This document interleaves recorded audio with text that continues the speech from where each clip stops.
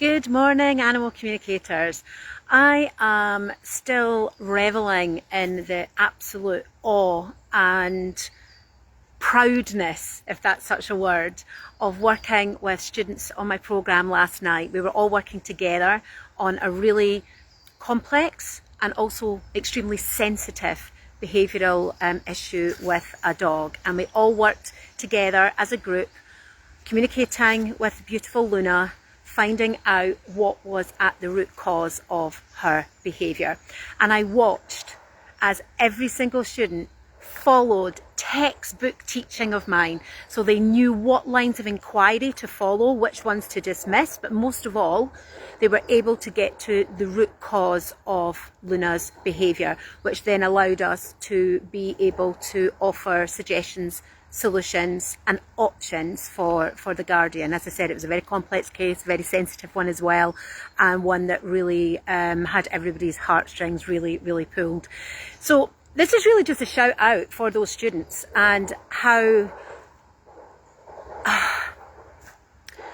just how amazing it is to watch when they follow the teachings, and to see how, when those teachings are followed step by step, textbook style, that you always get to the root cause, and therefore we can help. This is where our work matters. This is where and how we make our biggest difference. And I saw that last night, and I'm just so proud of them all. And yeah, as I say, just in such awe still this morning when I think about that and how amazingly they all did. But here's the thing: many animal communicators will communicate with an animal and find out what's going on, and they'll come back to the guardian and say, oh, I know what the problem is. She's jealous, or she feels lonely, or she feels threatened. That is not the reason for the behaviour. That is the emotion. That is the result of the real root cause of the behaviour. So we always want to go that one step beyond. We want to go one step beyond where the ordinary animal communicator stops. And that's what I saw last night. Every single student in my class going one step beyond and diving underneath those emotions and finding out what was really going on at the root cause. And then we know whether that behaviour is possible to be resolved.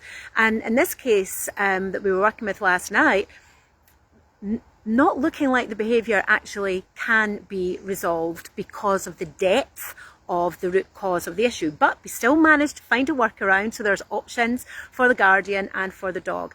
So what I'm asking you is, you know, if you're here in my group and you follow me, you know that animal communication can change behaviour. We know that animal communication can create transformation in behavioural cases.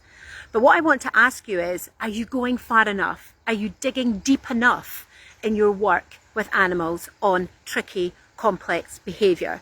And if you want to know how to dig deeper, because you know that you're not, and you don't know what to do, you don't know what questions to ask, when to ask them, how to ask them, then please reach out to me and I can teach you, just like the students in my class last night, how you can get to the bottom of any complex and sensitive behavioural case. Until next time, happy communicating always.